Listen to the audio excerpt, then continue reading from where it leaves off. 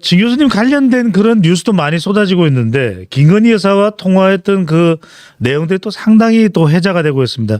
관련한 좀 뒷이야기를 좀 오늘 먼저 해주시죠. 그게 여기서 했던 얘기 아닌가요? 그러니까요. 여기서 그냥 지나가는 얘기로 한 거잖아요. 예. 지나가는 얘기를 했는데 JTBC가 방송을 했는데 MBC가 방송을 그 했는데 전에 어떤 인터넷 매체에서 받은 것 같아요. 예. 그거 보고 그냥 그런가 보다 하고 넘어갔는데 그 다음 날부터 여기저기서 다 받아가지고 인용 보도를 해가지고 뭐 다 난리가 났더라고요. 아하.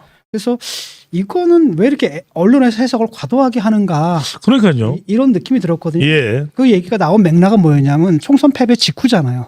참패 직후니까 내가 이제 민심을 전달하는 차원에서 총선 참패의 원인으로 얘기가 됐던 사안들이 있잖아요. 그런 사안들을 얘기했거든요. 그 중에 하나가 이제 명품백 사과 문제고, 또 하나가 뭐였냐면 이제 그 이종석 장관 예. 보낸 그 문제하고, 그 세 번째가 의료 정원 문제거든요. 이 문제도 근데 대부분의 경우에는 제가 이제 지적을 하게 되면은 이분이 좀 수긍을 좀 했거든요. 돌아보니까 그렇다 하는데 이 부분에 대해서는 나를 설득시키려고 하더라고요. 이게 이제 여러 전문가들의 견해에 따르면은 이게 2,000명이 맞는다 그러더라. 라고 해서 예. 그래서 그거는 전문적인 견해이기 때문에 내가 뭐라고 또 반박하기도 좀 뭐한 부분이잖아요. 그래서 그냥 나는 상식적으로 내가 인문학 교수인데 내가 내년에 신입생 정원이 60%가 늘어난다면 나도 수업이 곤란할 것 같은데 그걸 어떻게 받느냐. 예. 이렇게 얘기를 했던 기억이 나거든요. 그 얘기를 지나가면서 했던 건데 이거를 가지고 그 난리가 난 겁니다. 저는 사실 그때 뭐라고 생각했냐면 2,000명 던졌을 때 아예 농담하는 거겠지. 아니면 협상용이다. 먼저 세게 던져놓고. 그렇죠. 왜 이렇게 시장 가면 그러잖아요. 예. 부르고 뭐 MB하고 막 협상하다가 딱 그래서 2,000대를 0대 2,000 때리면 한 1,000 되겠지 그렇죠. 뭐. 예. 때리는 500에서 1,000 사이의 선에서 하면은 예. 뭐가 되지 않을까. 또 많은 사람들이 또 그렇게 예상을 하고 2,000이란 말을 숫자를 믿지를 않았어요. 이준석도 그렇게 얘기를 했고 저거 봐라 2,000이라고 얘기했다 나중에 깎아가지고 1,000 만들 거다. 근데 그게 상식적이잖아요. 근데 아닌데 막 2,000으로 확 가더라고요. 그래서 그것도 딴 건 몰라도 선거하는 도중에 설사 2,000으로 간다 하더라도 선거하는 도중에는 사실은 꺾을 수도 있는 거 아니겠습니까? 예. 근데 그냥 가더라. 그래서 그런 맥락에서 그런 맥락에서 그 얘기가 나왔던 거거든요. 근데 이게 또 이렇게 왜 많이 받았느냐라고 하면은 이게 보니까 결국은 의대 정원 문제도 결국 김 여사의 뜻이 아니냐 이런 프레임이에요. 그러니까 굉장히 악의적인 프레임이죠. 예. 악의적인 프레임이 보이더라고요. 왜냐면 그게 별거 아닌데 이걸 갖다 막 띄우고 여기저기 매체에서 막 띄우는 것들을 보게 되면 김 여사와 엮어버리는. 그렇죠. 엮어가지고 그렇게 가려고 하는데 절대 제가 얘기를 하는데 저는 뭐 김 여사랑도 이미 다 끝났지 않습니까? 분명히 얘기하는데 그거 전혀 아니었다라는 거. 한마디로 그런 분위기가 전혀 아니었고 다들 다 제가 뭐 제기를 해도 김 여사는 뭐라고 생각하는 거냐면 그게 전문가들의 견해를 거쳐가지고 나오면 아니다라는 거예요. 그렇잖아요. 그런 분위기였습니다. 그래서 그때 저는 이제 뭐라냐, 이 문제는 쉽게 풀릴 문제가 아닌 것 같다라는 판단을 그때 했었거든요. 그 다음에 그게 좀 애매모호하잖아요. 예. 사실 정확한 그 적정한 인원이 얼마야 여기엔 정답이 있을 수는 없는 거죠. 그렇습니다. 그렇죠? 이런 문제이기 때문에 이걸 또 내가 반박하기도 하고 뭐 이랬던 그런 사안으로 기억을 하거든요. 그래서 이게 시중의 민심, 특히 총선 참패, 총선 과정에서 그 의대 정원 문제 약간만 좀 후퇴를 해줬으면 예. 비대위원장의 뜻에 따라서 조금만 후퇴를 해줬으면 훨씬 저거 낫지 않았을까 이런 유감들을 갖다 얘기하고 그게 사실 많은 사람들이 그렇게 생각했던 거라는 걸 전달하는 과정에서 나온 얘기거든요. 예. 그다음에 김 여사는 뭘 얘기냐면 인용을 한 거예요. 쉽게 말하면 내가 그걸 한 게 아니라 여기저기 전문가들의 견해를 다 보니까 2,000명이 맞다더라. 이렇게 얘기를 했거든요. 예. 자기도 인용을 해서 얘기를 한 거고요. 그래서 결국은 뭐 어쨌든 뭐 그런가 보다 그건 넘어간 문제라는 거죠. 그래서 지금 보도되는 것은 사실 이 문제까지도 김 여사가 뒤에서 꽉 잡고 있어서 이래서 후퇴하는 게 후퇴를 못하는 게 아니냐 이런 식의 약간 소송 같은 분위기인데 그건 전혀 아니었다. 이렇게 말씀드리겠습니다. 좀 악의적 학대 해석이라도 볼 수 있겠네요. 그리고 저는 언론한테 좀 부탁하고 싶은 게 예. 이게 이런 문제가 아니잖아요. 이런 문제가 아니라 지금 뭘 해야 되냐면 언론에서는 출구 전략을 얘기를 해야 돼요. 의사도 그렇고 의사는 의사 집단 한 명도 안 된다는 거 아니에요. 대통령은 2,000명 그냥 가겠다라는 거고. 근데 국민 대다수는 뭐냐면 69%는 의대 정원을 확대하는데 찬성해요. 예. 문제는 뭐냐면은 2,000명의 69%가 찬성하는 건 아니거든요. 국민들은 좀 늘려라. 그렇죠. 그다음에 그걸 맡긴 거예요, 정부에. 음. 근데 문제는 뭐냐면 정원의 확대의 폭하고 그다음 그걸 확대하는 방식. 그게 지금 문제인 거거든요. 예. 그러니까 사실 국민 69%가 공감하는 이슈를 가지고 지금 지지율이 뚝 떨어졌죠. 리얼미터도 20% 밑으로 갔어요. 리얼미터는 29%. 29%. 네. 근데 이게 어떻게 된 거냐? 바로 요 문제 때문에 이런 거거든요. 그건 바로 뭐냐? 69%의 국민들은 정원 확대한데 찬성한다는 거야. 하지만 문제는 뭐냐? 그 폭. 그게 폭이 왜 2,000이어야 되는 거야? 아. 그다음에 왜 또 2,000을 던져가지고 그 극한 대립을 해서 쉽게 말하면 지금 의사들하고 뭡니까? 정부가 지금 싸우고 있는 거잖아요. 기싸움을 벌이고 있는 거건데 누가 피해를 보고 있어요 지금? 국민이죠. 국민들이 피해 보고 있거든요. 그러니까 국민들이 이게 잠깐 지나갈 한 달, 두 달 지나갈 거라면 참아줘요. 그런데 지금 6개월 지났거든. 지금도 추석 명절 동안에는 응급실에 응급의료센터에 군의관이 또 그렇죠. 긴급 투입이 되는 상황입니다. 그런데 또 앉아가지고 여당에 있는 사람 뭐라고 얘기를 했냐면은 대통령실 사람이 와가지고 6개월만 더 버티면 우리가 이긴다. 그러니까 무슨 전쟁을 하는 겁니까 의사들하고? 그러니까 여기에 대해서 국민들이 화가 난 거거든요. 그래서 지금 언론이 해야 될 건 뭐냐면 서로 예. 양보를 안 하는 집단인데 서로 이 사람들이 중간에서 만날 수 있게끔 출구 전략을 제시하는 것을 언론에서 해야 되고 예. 그렇게 여론을 모아가서 한편으로는 의사 집단한테 압력을 가하고 또 정부에 압력을 가하고 예. 그래서 이 문제가 원만하게 해결할 수 있게끔 해야 된다는 겁니다. 어제도 보니까 KBS 보도를 보니까 2살짜리 여자아이가 그치 의식불명 상태에 빠졌다는 거 아니에요. 하하. 전화를 돌렸다는 거 아니에요. 애가 지금 아. 쓰러져 있는데 고열이고 굉장히 위험한 상태인데 응급차를 갔더니 못 간다라고 하는 거예요. 예. 왜 그러냐라고 했더니 지금 받아주는 데가 없다. 그러니까 미리 허락을 받고 가야 된다는 거예요. 그러면서 그 응급차에 탄 그분이 뭐라고 얘기를 했냐면 사모님도 전화 돌리라고. 아. 이게 뭡니까? 여기저기 막 돌려가지고 결국 1시간 늦게 가가지고 애가 의식불명의 상태에 지금 빠져가지고 한 달째 못 일어나고 있다라는 거거든요. 그러니까 이런 사태가 지금 벌어지고 있고 그 피해는 누가 보고 있는 겁니다. 국민입니다. 국민들이 지금 보고 있거든요. 그러니까 충분히 인내를 해줬어요. 그 불편 다 참아냈단 말이죠. 그런데 여기 그럼 끝이 보여야 될 거 아니야. 그렇습니다. 근데 끝이 안 보인다는 거거든요. 그 문제라는 겁니다. 그러니까 언론에서 이거 가지고 또 뭐 또 싸워. 그러니까 나 좀 한심한 게 이 상황에서도 김건희냐. 니들 머릿속에 김건희만 들어있느냐라는 생각이 들거든요. 오로지 정쟁. 오로지 정쟁. 오로지 정쟁만 들어있는 겁니다. 예. 그러니까 사실 지금 저도 이제 걱정되는 게 뭐냐면 이러다가 만약에 아프면 안 되는 거잖아요. 아프면 안 되는데 좀 제가 조금 그렇거든요. 요즘 몸이 좀 안 좋은 부분이 있고. 아이고. 그러니까 걱정이 딱 되는 거예요. 네. 이러다 내가 쓰러지기라도 한다면 이런 느낌이 딱 드는데 이게 나만의 일이 되겠냐라는 거예요. 예. 굉장히 많은 사람들, 특히 노령층들, 고령층들. 그다음에 응급실만의 문제가 아니라 배후 진료가 안 된다라는 거 아니에요. 얘도 예. 갔는데 소아과 의사는 있는데 그 신경 담당하는 소아과 의사가 없다는 거 아니에요. 이런 문제거든요. 지금 다들 지금 공백이 생겨가지고 그랬는데 수많은 사람들이 이걸 당하고 있는데 이런 거 신경 안 쓰고 앉아가지고 오로지 그냥 그 김여사 이건 제가 볼 때는 일종의 뭐랄까 관음증 같아요. 관음증. 변태들이야. 그러니까 이렇게 좀 안 했으면 좋겠거든요. 예. 이 문제는 사실 제가 전달한 건 바로 한간에 뭡니까 민심을 전달하는 거잖아요. 이걸 왜 이렇게 푸느냐.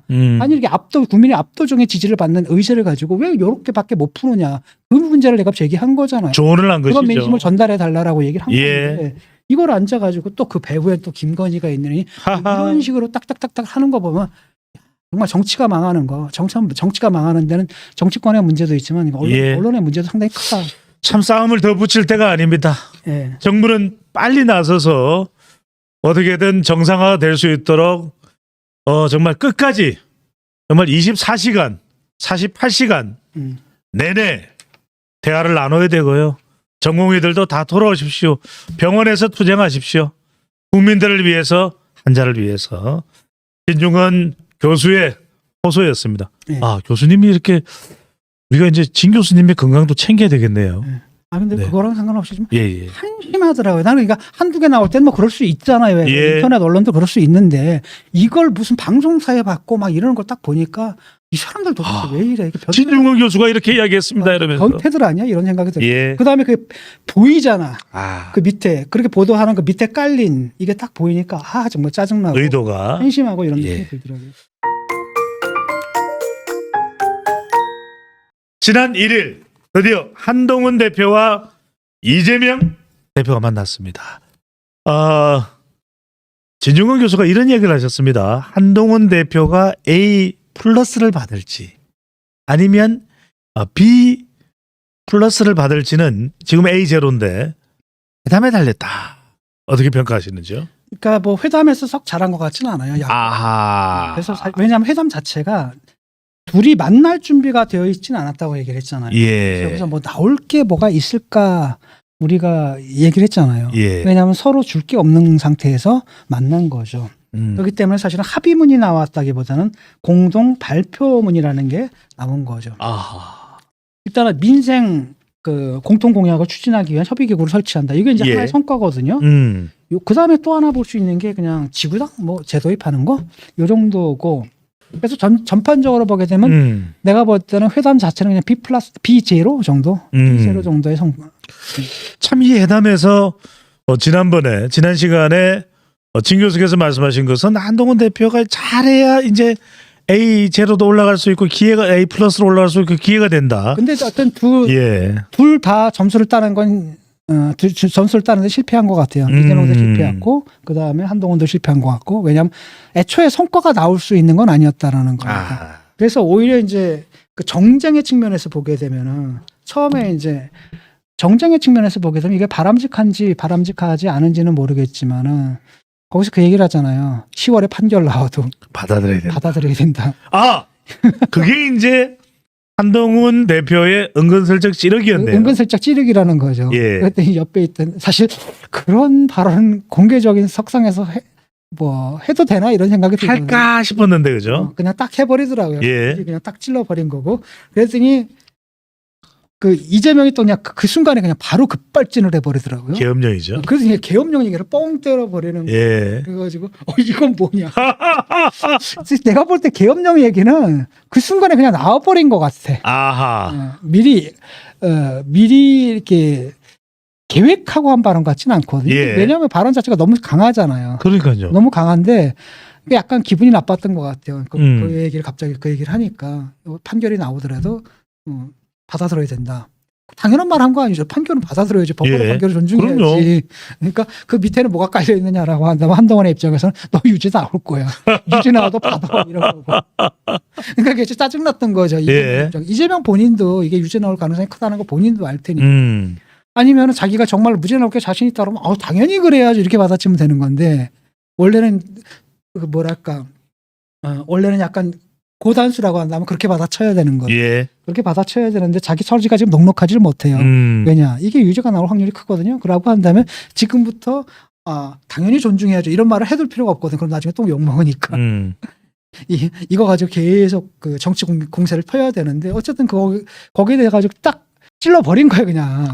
이거 뭐지? 이거 솔직히 말하면 내가 볼 때 좀 약간 반칙이거든요. 그런데 굳이 이걸 말을 했어야 되나? 라고 했는데 또 그걸 받는 이재명이 또 갑자기 급발진을 해서 그냥 계엄령 얘기를 빡 해버리면서 지금 회담 딱 끝나고 나니까 남은 건 뭐밖에 없어요. 계엄령 얘기밖에 없게 돼요. 이야기 좀 계속 해주시죠. 계엄령. 그래서 지금 대통령실도 극도로 격앙된 반응입니다. 무슨 그따위 말을 하느냐. 계엄령의 개자도 모르는 거냐. 심지어 김영현 국방장관 후보자는 무슨 국방장관 또 계엄령 이야기를 하는데 400명 장성 중에 충안고 출신은 4명밖에 안 된다. 뭐 이런 이야기도 했습니다. 이게 뭐였냐면 이게 민주당 일각에서 그냥 나왔던 얘기거든요. 민주당 일각도 아니고 민주당 외곽의 그 유튜브라든지 이런 데서 이렇게 가끔 얘기하는 사람들이 있잖아요. 예. 극단적인 사람들이 얘기하던 걸 문제는 뭐냐면 그런 사람은 어디나 있잖아요. 뭐 이쪽에도 있고 저쪽에도 있고. 옛날에도 있었잖아요. 뭐 그 탄핵 국면에서 보게 되면 군부여 일어나라 막 이렇게 예. 그런 사람들 있거든요 주변에. 근데 그 주변의 얘기를 당에서 받았다는 게 문제예요. 그다음에 또 한편으로는 뭐냐면 당에서 받은 것도 문제인데 심지어 당 대표가 받았다는 게 문제고 당 대표가 그것도 뭡니까? 언론들이 다 지켜보고 있는 앞에서 여당 대표를 옆에 놓고 모든 국민들 지켜보는 앞에서 그 발언을 공식화를 해버리는 이게 좀 굉장히 큰 거죠. 전당대회에서 김병주 최고위원 후보자가 이야기를 하긴 했습니다만 그때만 해도 그냥 지나가는 소리잖아요. 그러니까요. 뭔 소리야 저거. 뭔 소리야. 그냥 넘어가 뻗는 건데 그걸 갖다가 받아들인 거고 지금 이걸 갖다 여러 민주당 의원들이 돌아가면서 지금 옹호하고 나섰거든요. 일단은 대표가 깔아버린 거예요, 그걸. 예. 그러니까 여기서 대표가 실언했어요. 우리 대표가 망언했어요. 이렇게 넘어갈 수는 없잖아요. 그러니까 이제 와가지고 또 옹호하고 또 스크럼을 짜야 되거든요. 충성 경쟁. 스크럼을 짜면서 결국 김민석이니 뭐 정성원이 이 사람들이 돌아가면서 그걸 발언을 옹호하는 그 발언을 얘기를 하고 있거든요. 이게 도대체 뭔 얘기일까? 김민석 같은 경우에는 뭐라고 얘기를 했냐면 예. 약간 버전들이 좀 다른 것 같은데. 뭐 김건희 여사 버전도 있고요. 헐 버전들이 다 있는데 예. 김민석 같은 게 뭐라냐면 국지전 부품 공작 이런 얘기를 해요. 그러니까 무슨 얘기냐면은 어느 쪽인지 모르겠어요. 국지전을 벌인다라는 게 북한이 도발이 있을 경우든지 아니면 이 정권이 예. 워낙 극우 분자들이라서 이 정권이 북한에 도발할지도 있고, 그러니까 쉽게 말하면 의도적으로 국지전과 같은 상황을 만들어서 그걸 빌미로 해서 부품 공작을 벌이면서 그냥 계엄령을 딱 때려버린다. 이런 시나리오예요. 이거는 좀 뜬금없잖아요. 지금 뭐 앉아가지고 북한이 뭐 핵실험하고 뭐 미사일 실험하고 이런 것들은 늘 일상화되어 있는 거고. 예를 들어가 옛날에는 연평도에 폭까지 쏘고 뭐 잠수함 천안함 침몰시키고 막 잠수함 갖고 와가 폭침을 했죠. 네. 그때 무슨 계엄령이 떨어지거나 이런 거 아니었잖아요. 그러니까요.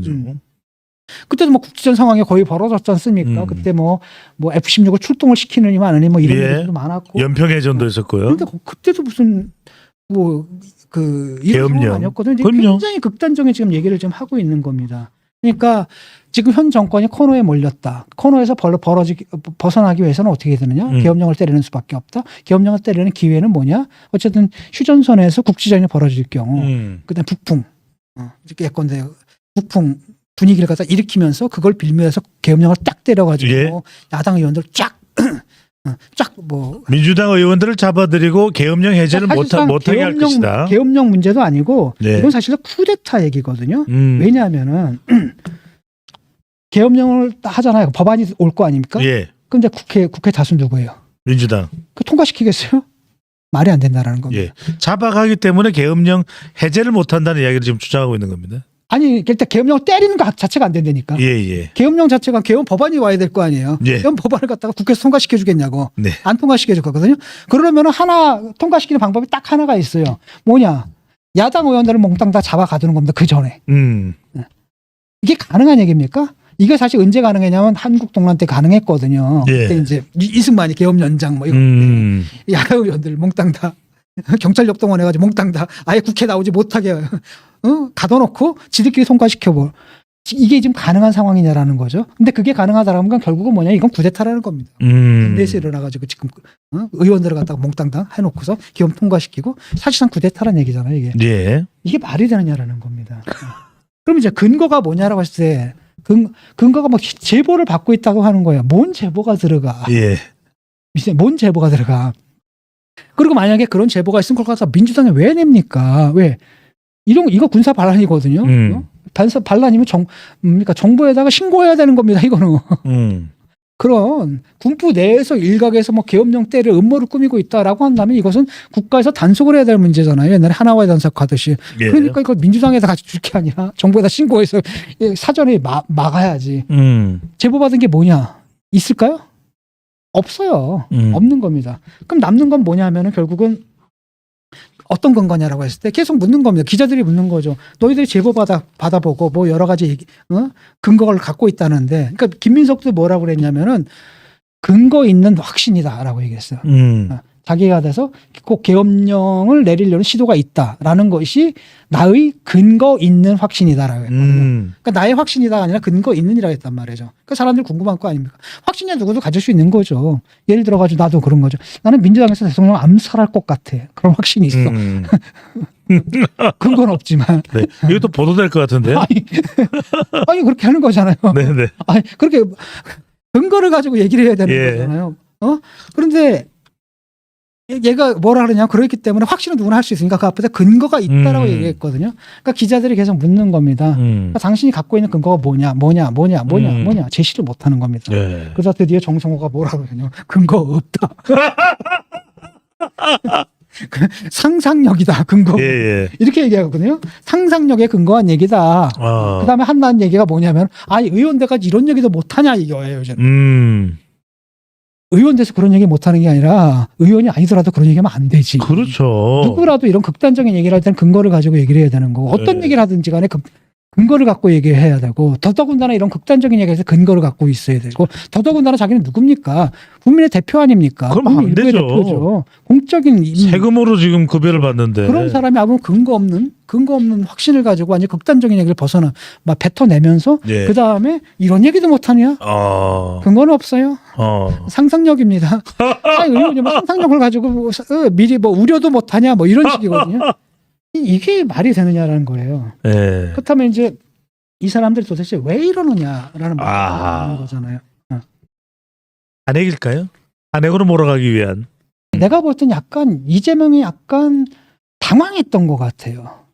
그러니까 이제 한동훈이 옆에서 이제 뭐라고 얘기했냐면은 아니 10월에 판결 10월에 이제 판결이 내려오면 예. 내려지면은 그 존중하셔야 됩니다. 인정하셔야 됩니다. 이렇게 얘기했잖아요. 법원의 판결을. 그랬는데 이게 이제 도발로 느껴진 거죠. 예. 그 순간에 약간 발끈해가지고 꺼내선 안 될 얘기. 표정이 안 좋았어요. 꺼내선 안 될 얘기를 그럼 네가 그렇게 나오면 나도 이렇게 하면서 내뱉은 얘기가 그 얘기인 것 같거든요. 예. 그러다 보니까 마지못해 가지고 애들이 이제 덤벼든 건데 지금 보게 되면 이런 것 같아요. 일단은 분위기 자체를 갖다가 국가적 사변 분위기를 좀 만들어 가려고 하는 거죠. 너무나 평온한데 예. 법원에서 이재명에 대해서 유죄 판결을 딱 내렸어. 음. 그럼 대다수 사람들이 뭐라고 생각하는 겁니까? 그래, 니들은 정치 탄압이라고 얘기했고 검사들은 정당한 기소라고 얘기를 했는데 법원에서 판단 내렸네? 유죄네? 이제 너 받아들여. 이렇게 가야 되잖아요, 분위기가. 그렇게 되지 않으려면 뭐가 해야 되냐면 어떤 국가적 사변에 준하는 사태로 만들어야 돼. 아하. 그래서 다른 한편으로는 사법부를 좀 압박하는 측면도 있는 것 같아요. 자, 그런 판결이 내려지게 되면 뭐가 나올 거냐? 분명히 이제 그 어떤 상상력이냐면 이런 거예요. 그런 판결이 내려지게 되면은 이 민주당 지지층들이 엄청나게 반발할 것이다. 그다음 민주당 지지자들은 이걸 뭐라고 생각해요? 자기들만의 반발이 아니라 국민 전체의 반발이라고 생각을 해요. 국민 전체가 다 들고 일어날 것이다. 막 시위가 막 벌어지고 막 이럴 것이다. 예. 그렇다면 쟤네들이 그때 기업령 때릴 수도 있다. 이런 쪽으로 가는 거죠. 그래서 사법부에 대한 압박도 하고 또 다른 한편은 바로 그렇기 때문에 대통령을 어떻게 해야 돼? 끌어내려야 돼.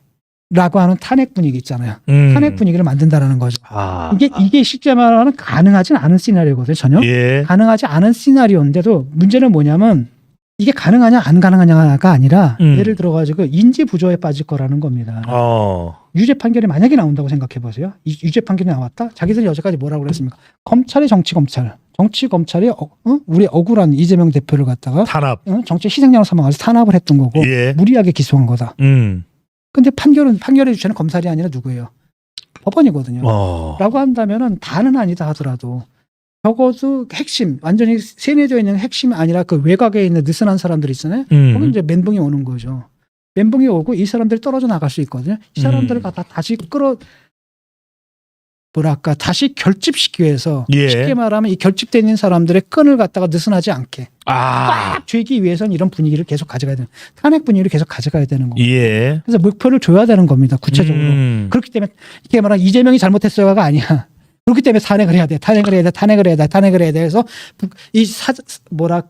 그 나라의 분위기를 그 이성과 상식이 살아있는 어떤 정상적인 분위기가 아니라 정말로 막 선정과 선동과 이것에 의해서 움직여진 굉장히 격앙된 어떤 국가적 사변의 분위기를 만들어야 되고. 예. 그래가지고 언어 인플레이션으로 갑자기 계엄령까지 얘기를 하는 거죠. 근데 제가 볼 때는 아차 싶을 거예요. 자기가 봐도 자기들이 봐도 이건 너무 심한 거거든요. 예. 그러니까 국힘에서는 가만 안 있죠. 이제 잘 됐다 싶어서 이게 계속 쪼는 거예요. 한동훈 대표도 그거 쪼고 있잖아요. 이거 뭐냐 도대체. 계엄령 뭐냐? 이게 계엄령 뭐냐. 근거를 밝혀라. 그다음에 만약에 제보를 받았다면은 감추면 안 되거든요. 그렇죠. 그거 큰일 납니다. 그것도 법률 위반이 정말로 뭐 그런 식의 국가 정변에 그 조짐을 파악하고 정황을 파악하고 제보를 했는데 그 제보를 가서 국가기관에 알리지 않고 그걸 막아야 할. 그 자기들이 갖고 있다는 이것도 문제거든요. 빨리 밝혀야죠. 그렇잖아요. 밝혀야 되는데 자기들이 제보는 받았다고 하는데 받은 제보가 없을 겁니다 아마. 예. 그러니까 계속 쪼니까. 이제 와가지고 뭐라고 빼는 거예요? 아니 뭐 그 상상력이다. 상상력이고 의원들이 그 정도 얘기할 수 있는 거 아니야? 라고 하는데 이거는 의원을 넘어가가지고 보통 사람들도 이런 얘기 안 되죠. 예. 지금 시대가 어느 시대인데 계엄령 얘기를 합니까? 요 국민들은 부분에서- 이제 힘든데 이 상황에서 이런 이야기 할 때입니까? 네. 아, 한편으로는 일단 두 가지인 것 같아요. 한편으로는 일단 이재명이 내가 볼 때 좀 오버한 것 같고 순간에 발끈했던 것 같아요. 발끈해가지고 그냥 당내에서 그냥 대내 소비 그냥 그 내수용 있잖아요. 예. 민주당 내에 내수용인데 이걸 수출품으로 만들어버려가지고 바깥으로 내보낸 거거든요. 밖에서는 안 통하는 거죠. 예. 그러다 보니까 이제 그걸 거들기 위해서 어쨌든 대표만 하나 이제 낙동강 오리발 만들 수는 없잖아요. 그러니까 대표가 딱 나와가지고 계엄령 딱 얘기를 했는데 에이 그건 아니지 하면은 대표만 오리발이 되잖아. 그 낙동강 오리알이 되잖아요. 예. 그러니까 사람들이 일단은 다 나서서 그 민주당 의원 여러 사람들이잖아요. 여기서 나서고 저기서 나서가지고 딱 싹 스크럼까지는 짜줬는데 아하. 그러니까 이제 대책이 없는 거예요. 그래서 예. 이거는 내가 볼 때 민주당이 좀 손해 본 부분인 것 같아요.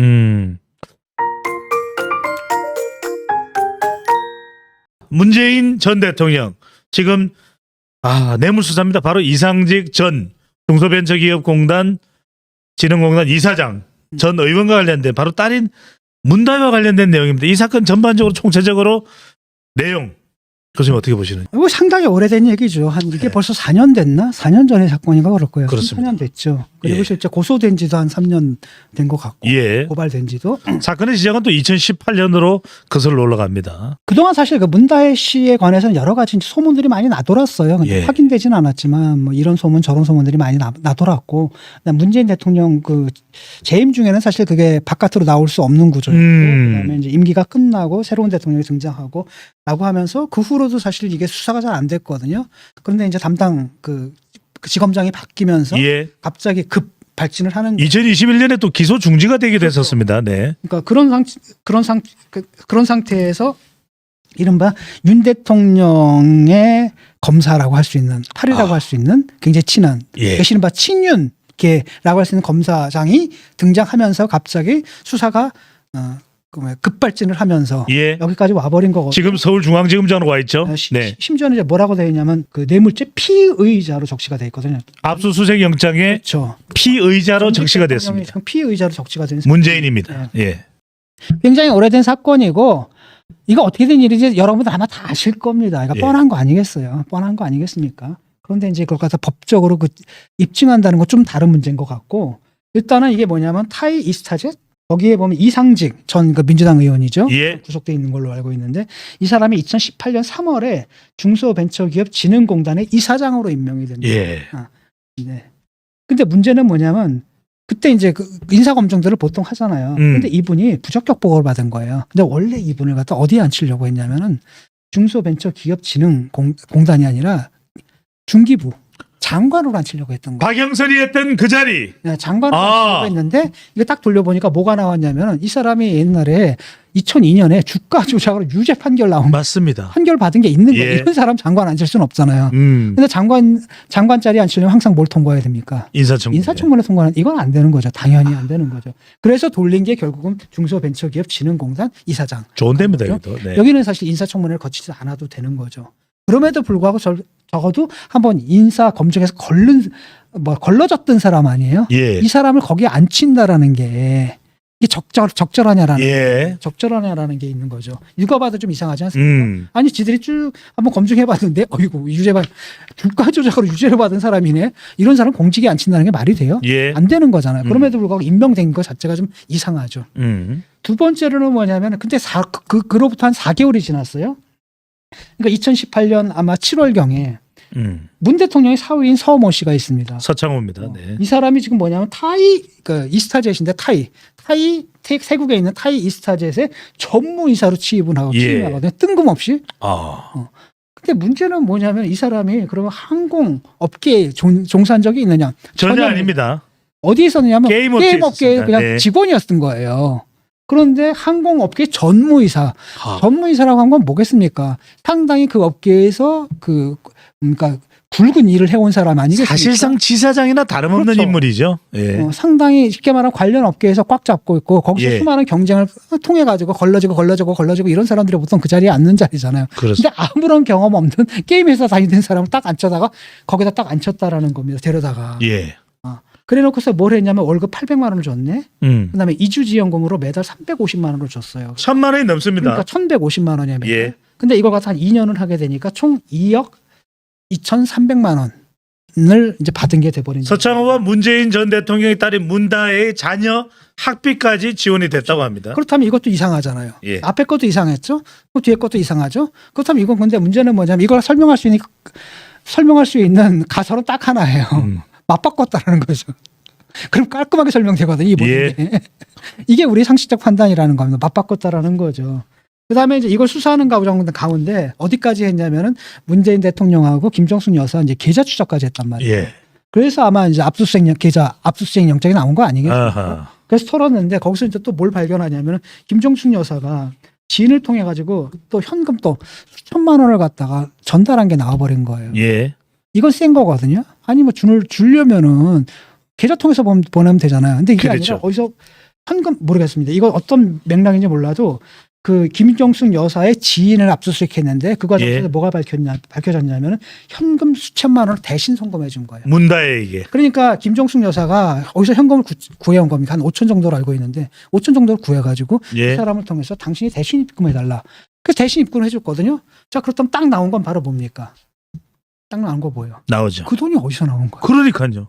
그랬는데 이제 이게 이제 왜 문제가 되냐면 앞에 거는 결국은 뭐가 되는 거? 뇌물죄 또는 제3자 뇌물죄에 해당하는 거고 예. 두 번째 사건은 뭐 해야 되는 거냐면 일단 돈의 출처. 그렇죠. 이게 뭔지 몰라요. 이게 어디서 나왔는지를 알아야 되거든요. 이 돈의 출처는 따지게 되면 사실 이건 뇌물일 가능성이 큰 거잖아요. 사실은. 거기다가 설사 뇌물이 아니든 증인. 그 입증을 못한다 한들 예. 또 5천만 원 줬잖아. 그렇죠. 결국은 뭐냐? 증여세 탈루가. 맞습니다. 증여세 네. 탈루가 된다는 거. 이것도 현행법 위반이 되는 거예요. 사실은 두 건이 지금 나온 겁니다. 하나는 문재인 대통령 건이고 또 하나 김정숙 여사 건이 두 건이 딱 나왔다라는 겁니다.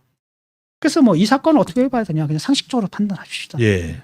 상식적으로 이건 뭐 상식적으로 봐서 뻔한 거 아니겠습니까? 음. 이건 뇌물죄에 해당하는 건데 우리가 볼 때는 실체는 그건데 문제는 이제 법적으로는 이걸 갖다가 입증을 해야 되는 거예요. 우리는 이건 상식이고 문제는 뭐냐면은 법정에 가서는 이걸 갖다가 또 다른 합리적 의심을 완전히 배제할 정도의 명확한 증거를 가지고 이걸 입증을 해야 되는 겁니다.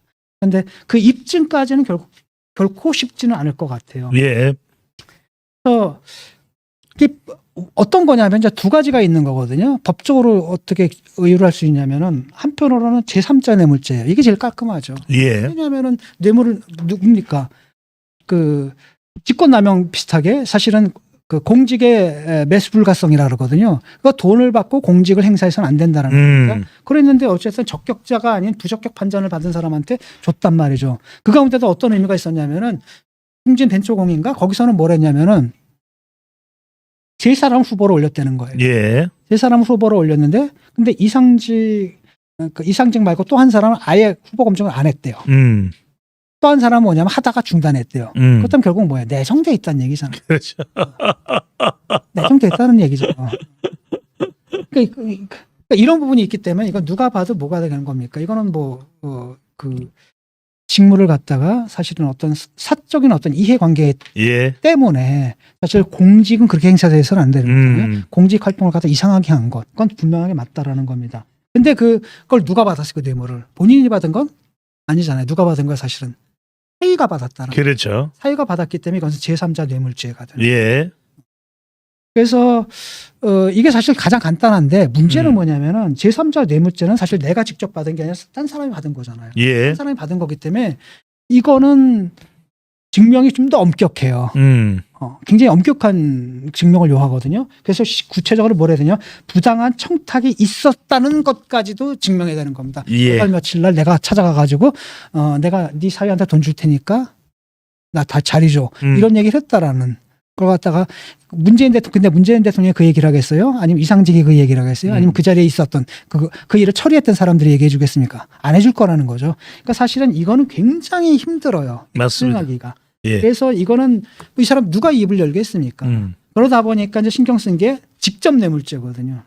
직접 뇌물죄는 사실은 그 부당한 청탁이 아주 명시적 청탁이 있다는 걸 갖다 입증 안 해도 되거든요. 예. 포괄적인 업무, 직무 연관성만 있으면 된다라는 거죠. 경제 공동체죠. 그렇죠. 예. 그다음에 뭡니까 대통령은 굉장히 권한이 크잖아요. 그러니까 포괄적으로 보면 다 대통령의 권한이 그 안에 들어간다라는 거고 사실상 그 임명권은 누구한테 있습니까? 임명권자가 바로 대통령이죠. 대통령이거든요.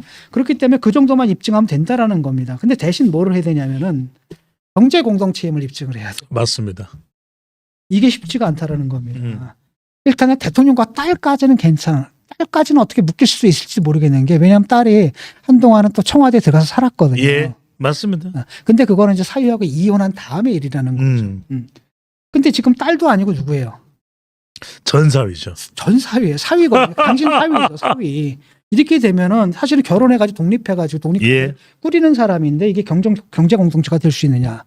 사실은 박근혜 같은 경우 한편으로는 뭐냐면은 박근혜도 그러지 않았느냐? 박근혜하고 최순실. 근데 사실은 그때는 박근혜와 최순실의 관계는 최순실이 거의 뭐 가스라이팅을 하다시피 그냥 박근혜를 갖다가 잡아먹어버린 상태니까 이게 아주 예외적으로 인정된 거예요. 남임에도 불구하고. 그다음에 그 기한이 얼마나 됐습니까? 몇십 년이었잖아요. 그러니까 예외적으로 인정됐는데 최근에 난 판례는 바로 뭐냐 곽상도 판례거든요. 곽상도가 사실 그거 55 아들. 예. 55 클럽이잖아요. 그래서 자기가 대신 받는 대신에 누굴 받게 있습니까? 아들 취직시켜가지고 아들 그 보너스 명목 또는 봉급 명목, 보너스 명목 이걸로 줬단 말이죠. 근데 법원에서 뭐라냐 경제 공동체 이걸 인정을 안 해버렸거든요. 무죄로 떼어버린 거예요. 그래서 이게 일단 1심 판결은 그렇게 났는데 예. 근데 국민들이 굉장히 화를 냈지 않습니까? 이게 2심 진행 중인데 2심에서 어떻게 나오는지 봐야 되거든요. 근데 적어도 이제 법조인들이 볼 때는 이게 사위까지 이걸 갖다 경제적으로 독립한 성인들을 갖다 경제 공동체로 묶기는 좀 힘들 거다. 이렇게 얘기를 합니다. 그러니까 검찰의 논리는 바로 뭐냐면 아니 제가 받았는데 왜 내가 뇌물죄야? 라고 했을 때 그것도 좀 약하거든요. 사실은 문재인 대통령 부부가 저쪽에 300만 원씩인가 월 300만 원씩 생활비를 보냈대요. 예. 그랬는데 그 다음부터는 뭐였냐면 여기 임명된 다음부터 타이스 안 보내죠. 전문이사로 본 다음부터는 안 보냈다라는 겁니다. 맞습니다. 그러니까 보내야 할 돈을 안 보냈기 때문에 남았으니까 당신이 이익을 취한 거다. 이렇게 되는 건데 이게 사실 논리가 좀 취약하거든요. 왜냐하면 그냥 생활비 보조해 주다가 일자리가 생겨가지고 그다음 그냥 끄는 거다 이거잖아요. 사실. 예. 그래서 이것도 사실 좀 논리적인 뭐랄까 약간 비약이 좀 있는 겁니다. 그래서 이거에 힘들어요. 사실 제가 볼 때는 그래서 법적으로 입증하기 상당히 예. 지금 어려운 상황이거든요. 어떻게 될지 모르겠습니다. 현재 수사 상황으로는. 그래서 수사를 좀 더 해봐야 될 것 같고, 그래서 아마도 이제 그 계좌를 갖다 추적을 했던 것 같거든요. 근데 지금 뚝 나온 게 내가 볼 때는 오히려 김정숙 여사의 현금이 있잖아요. 예. 이거는 빼도 박도 못 하거든요. 이거는 추적하면은. 더군다나 지인이 지금 김정숙 여사의 디자이너다 이런 말까지 나오고 있습니다. 빼도 박도 못 하는데 이 돈의 출처를 갖다 과연 검찰이 밝혀낼 수 있을지 잘 모르겠습니다. 그래서 어쨌든 이게 지금 애매모호한 거잖아요. 일단은 상식적으로 볼 때 누가 봐도 뻔한 거 아닙니까? 그러니까요. 이건 뭐 뇌물이지. 뭐 뇌물 아니면 제3자 뇌물이든 상관없이 어쨌든 간에 돈 받고 직을 판 거지. 그렇죠. 매직한 거잖아요. 사실. 예. 이건 분명해요. 문제는 뭐냐면 법정에서는 관련법상 합리적 의심을 배제할 명확한 증거를 요구하고 요건이 있단 말이에요. 법 처벌의 요건인데 그걸 과연 채울 수 있느냐는 또 다른 문제고 여기 중간에 있거든요. 그래서 굉장히 애매모호할 겁니다. 사실 기소를 아마도 검찰에서 할 텐데 이게 법정에 가져가게 되면은 상당히 그 유죄냐 무죄냐 가지고 아주 치열한 싸움이 벌어질 것 같습니다. 예. 우리가 생각하는 것만 그렇게 간단한 문제는 아니다라는 겁니다. 교수님 그런데도 불구하고 지금 정황상 본다면은 정말 국민들은 도무지 이해할 수 없는 메가매직적 성격이 상당히 강하고 김정수 여사도 지인을 통해서 5천만 원이 딸에게 전달됐다는 돈의 철저가 불분명하고 그렇다면 적어도 이런 사안에 대해서 법 앞에 성역은 없는 것이니까 검찰 수사를 차분하게 지켜보자라고 해야 되는데 민주당은 치졸한 정치 보복이다. 이런 공세는 정말 납득이 가지 않는 내용 아닐까요? 아니 그래도 그럼에도 불구하고 나는 오히려 민주당이 비교적 조용한 것 같아요. 이재명 때처럼 그 난리치질 않아. 지금 그래서 친문하고 친명이 지금 공동정선을 마련했잖아요. 그다음에 이재명 대표도 문재인 대통령 찾아가고 막 이런단 말이에요. 공동정선. 그런데 이게 그러니까 그 지지자들 보잖아요. 뭐 격앙돼서 일어나지 않아요. 자기 생각해봐요. 이재명이 옛날에 구속되고 막 이랬을 때, 구속영장 신청되고 막 이랬을 때 그때 어떻게 했습니까? 막 난리가 났잖아요. 근데 한동안은 이거 딱 나왔을 때도 한 며칠 동안은 그냥 썰렁했어요. 내일이 아니다라는 거죠. 그 지지자들도 별 관심이 없어요. 지지자들도 별 관심 없고 뭐라고 얘기를 하는 거냐면 그냥 니들이 알아서 해라 거의 그런 분위기였거든요. 그런데 지금 마지못해 가지고 그냥 같이 띄워준다 이런 느낌이 좀 강해요. 내가 볼 때. 만약에 이재명 씨 가만히 있었겠습니까? 난리를 쳤겠죠. 그에 반해서는 오히려 이건 친명과 친문 사이에 이제 갈라짐이 좀 예, 교수님. 살짝 갈라짐이 있고 아니, 그래서 이재명이 지금 공동조사를 펴긴 했는데 이게 그냥 열심히 싸워준다라기보다도 내 코가 석자다 임마. 내 코가 석자인데 내가 언제까지 너까지 해줘야 되느냐. 그럼에도 불구하고 또 안 해줄 수는 없잖아요. 그러니까 예. 마지못해서 지금 그 전선을 쳐준 것에 좀 가깝다는 생각이 듭니다. 그러고 보니 이재명 대표 일에 대해서는 그렇게 난리법석을 떨었던 의원들이 있지 않습니까? 네. 별로 안 나서네요. 별로 나서질 않아요. 나는 오히려 조용한 것 같거든요. 그러니까 말 던지는 것들 보면 그냥 알리바이 만드는 거예요. 그냥 예. 봐, 나 한마디 했다, 나 한마디 했다. 그 정도 수준으로밖에 안 느껴지거든요. 그러니까 그 열기, 그 에너지, 그 강렬한 에너지 있잖아요. 예. 지지자들이 갖고 있는 그 뭡니까 그 혐오와 증오와 그 울분과 분노와 이런 것들이 그 온도가 느껴지질 않아요. 그래서 딱 보면 결국은 문제는 이제 지나간 권력이구나. 예. 그러니까 이 사람들이 목매는 건 앞으로 권력의 향배죠. 쉽게 말하면 이재명이라는 쉽게 말하면 미래 권력이 될지도 모를 되긴 힘들겠지만 될지도 모를 어떤 것에 대한 기대감 여기서 나오는 건데 문제는 사실 그게 없잖아요. 이미 때문에. 그래서 오히려 나는 오히려 그 말은 무성한데 실제로 거기 어떤 에너지가 실렸는가라고 했을 때 그 에너지가 별로 느껴지진 않아요. 얼마나 됐습니까? 지금 취의자 적시된 지. 이게 보통은 딱 하면 바로 딱 그냥 나오자마자 당차원을 사용하겠다 이렇게 나가야 되지 맞는 거 아닙니까? 근데 그게 아니라 밀리고 해가지고 이제 와서 지금 이렇게 얘기를 하는 거고 그 온도도 그렇게 뜨겁지 않다라는 겁니다. 독도 지우기 운동은 그렇게 빨랐는데. 네. 이런 거는 그러니까 내일이 아니다라는 거고 내 코가 속자라는 거고 지금 이재명 딱 눈에 보이는 건 다 10월하고 10월이에요. 10월. 네. 10월에 이제 뭐가 나올지 모르고 그런 거고. 근데 어쨌든 이 수사가 문제는 이 수사가 한편으로는 이게 좀 뭐랄까 조금 위험한 부분도 있거든요. 네. 이러다가 나중에 기소도 못하면 어떻게 되는가 이런 것도 있고. 그런데 그러니까 민주당의 얘기는 그거예요. 사실 딱 보면 사실은 이거 법리적으로 상당히 기소하기 힘든 거 아니냐. 그럼에도 불구하고 피의자로 딱 적시하고 치고 나온다는 건 말은 뭐냐면 되든 안 되든 간에 일단 그렇게 몰고 가겠다라는 거죠. 이렇게 가게 되면 기소까지는 할 거거든요. 예. 결국은 유죄가 나오든 안 나오든 간에 한동안은 뭐 1년이고 2년이고 재판이 이루어지는 동안에는 사실상 잠재적 피의자 그게 피의자 상태잖아요. 그냥 그렇죠. 피고 상태로 만들 수가 있다라는 거고 결국은 전직 대통령 망신 주기 아니냐. 문 전 대통령도 소환될 수도 있겠네요. 교수님. 소환될 수 당연히 소환하겠죠. 소환을 하거나 아니면 자기가 찾아가서 할 겁니다. 아마. 결국은 이제 이미지 타격이 있을 수밖에 없는 거죠. 그러니까 이제 민주당 애들은 이제 발끈한 겁니다. 결국 그것 때문이 아니냐라고 얘기를 하는 거고 그 국민의힘에서는 아니 뭐 법 앞에서 누구나 평등해야 되는 거 아니야 그렇잖아요. 예. 법 앞에서 누구나 평등한 거고 누가 봐도 솔직히 말하니까 누가 봐도 그거 아니야. 이거 그냥 놔둬. 근데 국민들이 볼 때는 이거는 국민적인 의혹을 살 만한 사안이고 당연히 모든 우리 국민들 모두가 그런 대우를 받고 있잖아요. 그런 처우를 받고 있는 구리다는 생각이 들긴 듭니다. 그럼 당연히 그냥 조용하게 그 조사를 받으면 되는 거지. 수사를 받으면 되는 거지. 왜 이렇게 말이 많느냐. 이런 얘기도 성립할 수가 있는 거고요. 근데 하여튼 다 불행한 거죠. 지금 생각해 보세요. 지금 노무현, 김대중 대통령 무사했죠. 그다음 누굽니까? 이명박, 박근혜. 이어서 또 누굽니까? 문재인. 그 다음 또 누구겠어요? 그러니까 이런 측면은 분명히 있어요. 이런 판단들을 좀 해야 되거든요. 이게 지금 한국 정치가 이 대통령제의 문제인지 뭔지 몰라도 이게 편을 떠나가지고 이게 과연 올바른 건가? 이게 제대로 된 건가? 이런 질문 한번 던져볼 만해요.